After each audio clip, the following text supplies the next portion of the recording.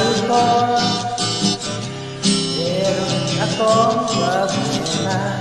Huwag mong sabihin na naman